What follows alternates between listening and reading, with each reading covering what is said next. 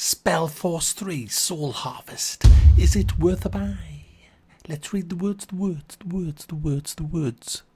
of the developer. 3 years after the Purity Wars, Northander is on the cusp of a new era. However, things aren't as peaceful as they seem. When the Queen calls you, a disgraced general, back to your homeland, you're plunged in a war on many fronts. While a hate-monger threatens to tear apart the Dwarven realm, an enigmatic cult of dark elves harvests the souls of people for reasons unknown. Yes, guys, we have another Spellforce game, but it isn't really, but it is.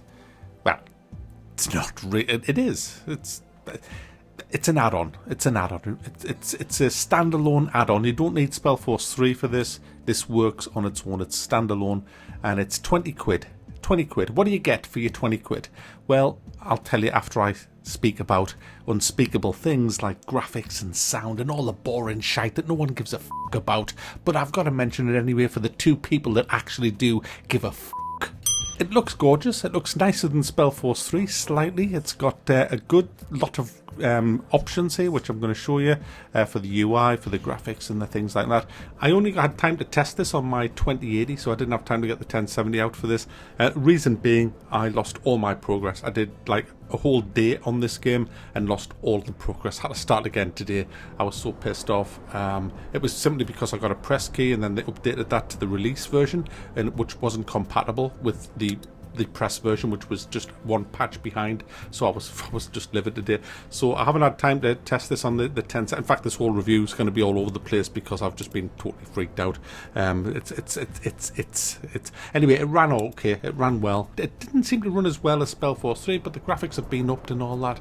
And oh, there's me settings. Oh, my settings are all wrong. Refresh me. Stick the consoles. Okay, is that out of the way?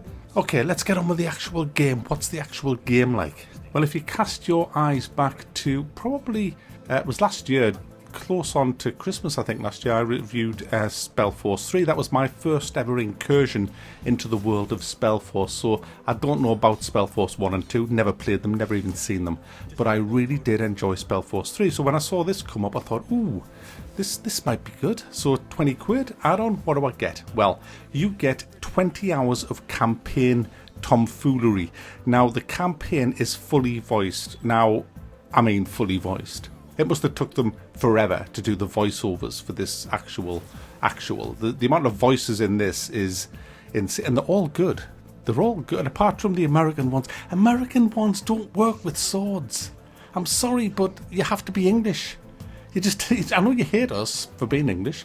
I mean, most of the English politicians hate us for being English, to be fair, but they got right over, didn't they? But yeah, you can't just Americans with swords. It just doesn't work. Because you've never had them, have you? You came in when it was guns. You missed out the sword bit. You were just around with the guns. So you can't have twiddly mustaches and fucking swords. I'm sorry. So it all sounds wrong. But it sounds good. It's the voices is good. Get on with it, Macman. For fuck's sake. So you get a fully 20-hour campaign, which the last story in Spellforce 3 was about they were executing mages. You were allowed to be a mage, but you couldn't use your powers. This one, it focuses on the 2 new races that we have. We have the dwarves, who are all Scottish, and the dark elves. The dark elves who are elves that are dark, I guess. They're just the nasty bastards, the elves. I don't like the elves. I don't fucking trust them, for one. I don't trust the fucking dwarfs either, mind. But anyway, you have to fight both of them, and you can be both of them in the actual RTS side of things. And you will get dwarf mercenaries to fight for you as well, that you can have on your character roster. The campaign takes place over a large map, just like it did in Spellforce 3, and you travel all over the place. Different types of terrain, desert, jungle, inside dungeons and stuff like that. I'm not going to talk at all about the story. I'll leave that to you guys, because this is an RPG. And RPGs is all about the story and pretending you're in there and all of that kind of stuff. And it's about time we had another RPG, because we don't get that many of them. Out of the 2, I preferred the Dark Elves. They are dark and evil bastards. But I love the soul harvesting. You have, like, when you kill enemies, you have this soul harvester guy who just sucks out the soul and sends it into a tower, which makes this green shit, which you then use to make stronger units with. They're really nasty bastards, and I had more fun with them than I did with the dwarfs and the other classes. So yeah, the new factions are really nice. It also brings in 2 new skill trees: the druids and the which are really fucking powerful. I'll have to say that, guys. And the good thing is, when you create a character, you can mix and match 2 skill trees. Well, you have to pick 2 skill trees. So you can be a pyromatic healer if you want, which is actually what I chose to be, and you can just mix and match whatever skills you want. As you level up, you'll get to put in your strength, your dexterity, your constitution, and all of that to give you the crit power, the health, the strength, or whatever you need. And you can also put in your skills, whatever skills you want. So it's very RPG. You can also change how he looks, or how if it's a he or a she, and all the rest of that stuff. And you get weapons and armor that you can put in, and amulets and trinkets, and the usual stuff. Each weapon and piece of armor has to have certain requirements met before you can wear it.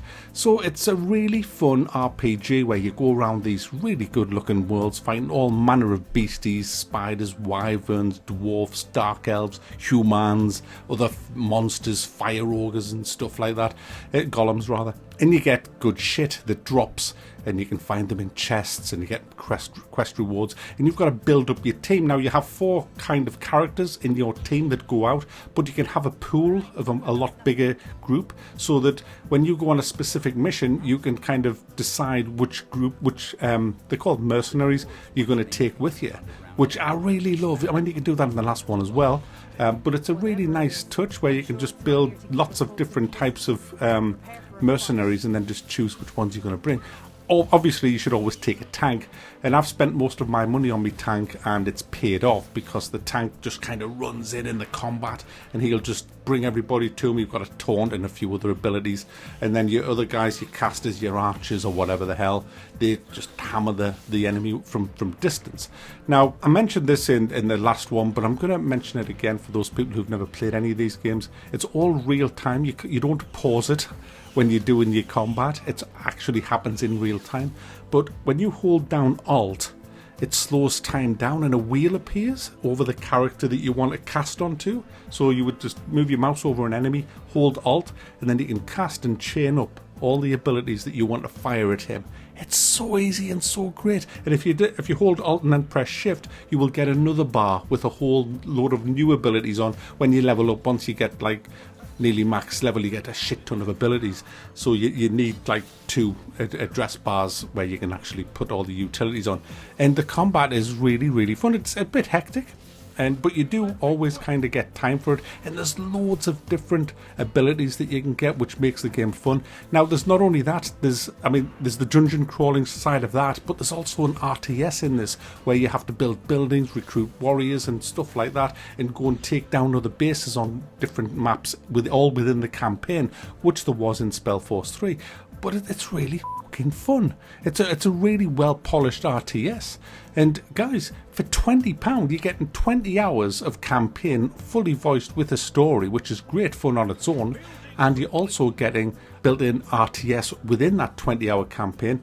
But besides that, you get standalone RTS against other humans, or co-op, or just solo against the AI. There's a sprinkling of maps. You can see the maps now as I'm cycling through the different maps. And the RTS games on their own, forgetting the campaign, is really good fun. So it's definitely worth a buy, this game. It really is. It adds more than was in Spellforce 3. I would have liked to have seen it add a lot more, but it's kind of like the old adage, if it isn't broken, don't fix it, really. And I didn't find a hell of a lot wrong with Spellforce 3. I really enjoyed the game. And it would have won RPG of the Year if it hadn't been for Divinity Original Sin coming out at the same year. So I have to say, if you liked Spellforce 3, you're going to like this. You're just going to like this. It probably won't run as fast as Spellforce 3 because it's had updates and stuff, but it still runs well for me, and I'm sure if you like Spellforce 3, you'll really like that. So I'm going to thumb this up. It's £19. It's standalone. The day one DLC that comes with this is just music. There's no game content. They haven't like robbed you by taking a slice of game content away and then just kind of making you buy it as a DLC. It's just bullshit in the DLC that's like, you know, fan art or whatever the hell it is, and the music from the actual game. So there you go, guys. Spellforce 3 Soul Harvest is $19.99 on Steam.